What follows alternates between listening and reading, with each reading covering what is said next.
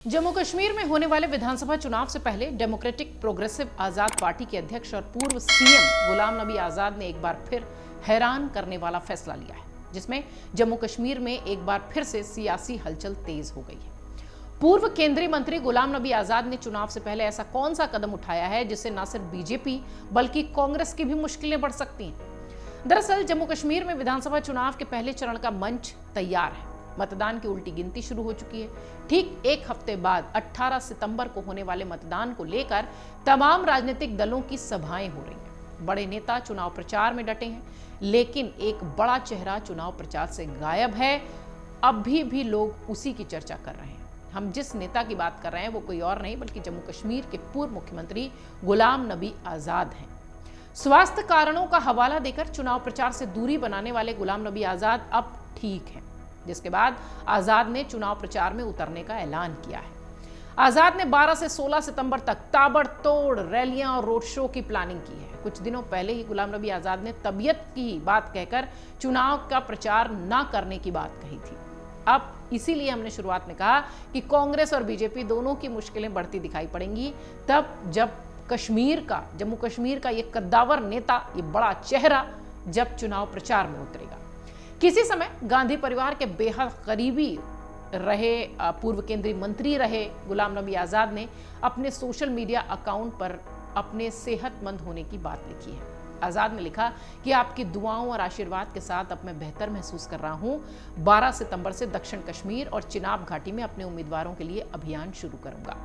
आजाद ने अपना शेड्यूल भी जारी कर दिया है। 12 सितंबर को देवसर विधानसभा हल्का, 13 सितंबर को डूरू, 14 सितंबर को डोडा के कास्तीगढ़, 15 सितंबर को डोडा के ठाठरी और बेटियास में और 16 सितंबर को डोडा शहर में वो रोड शो करते हुए दिखाई पड़ेंगे।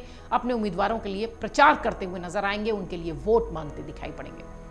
आपको बता दें कि विधानसभा चुनाव घोषित होने के बाद आजाद की पार्टी ने उम्मीदवारों के नामों की घोषणा की थी। फिर आजाद ने एक बयान जारी किया और चुनाव से खुद को दूर बताया।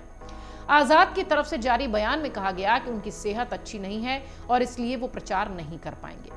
आजाद ने नामांकन पत्र दाखिल करने वाले अपने सहयोगियों से ये आकलन करने का आग्रह किया कि क्या वो उनकी उपस्थिति के बिना आगे बढ़ सकते हैं। आजाद ने पार्टी उम्मीदवारों से कहा कि अगर उन्हें लगता है कि उनकी अनुपस्थिति से संभावनाओं पर असर पड़ेगा तो उन्हें अपनी उम्मीदवारी वापस लेने की आजादी है। आपको बता दें, गुलाम नबी आजाद ने सितंबर 2022 में कांग्रेस पार्टी से अलग होकर अपनी एक अलग पार्टी बनाई थी, जिसे डेमोक्रेटिक प्रोग्रेसिव आजाद पार्टी कहा गया। आजाद ने अपनी पार्टी में उन नेताओं को जोड़ा जो कांग्रेस या दूसरी पार्टियों से नाराज चल रहे थे। आजाद ने अपनी पार्टी में कई पूर्व कांग्रेस विधायकों को शामिल किया जो कश्मीर और जम्मू कश्मीर में अपने अपने क्षेत्रों में प्रभावशाली थे। शुरुआत में कहा गया था कि आजाद की पार्टी घाटी की अधिकांश सीटों पर फोकस कर रही है। आजाद ने भी कश्मीर में पूरे दमखम के साथ चुनाव लड़ने का ऐलान किया था, लेकिन 2024 जो हाल में ही लोकसभा चुनाव बीता है उसमें डेमोक्रेटिक प्रोग्रेसिव आजाद पार्टी ने गुलाम नबी को बारामूला सीट से प्रत्याशी घोषित किया था, लेकिन नाम ऐलान होने के कुछ दिन बाद आजाद ने चुनाव नहीं लड़ने की घोषणा की। इसके बाद पार्टी की तरफ से 3 जगहों पर उम्मीदवार उतारे गए और तीनों सीट पार्टी हार गई। नेताओं की जमानत तक जब्त हो गई। इसके बाद गुलाम नबी विधानसभा चुनाव लड़ने की तैयारी में दिखाई पड़े। अटकलें तेज हुई कि अब वो चुनाव लड़ते नजर आएंगे। कहा यह भी गया कि वो अपनी पुरानी सीट भदरवा सीट से भी चुनाव लड़ सकते हैं, लेकिन विधानसभा चुनाव की घोषणा होते ही आजाद ने मैदान में नहीं उतरने की घोषणा कर दी।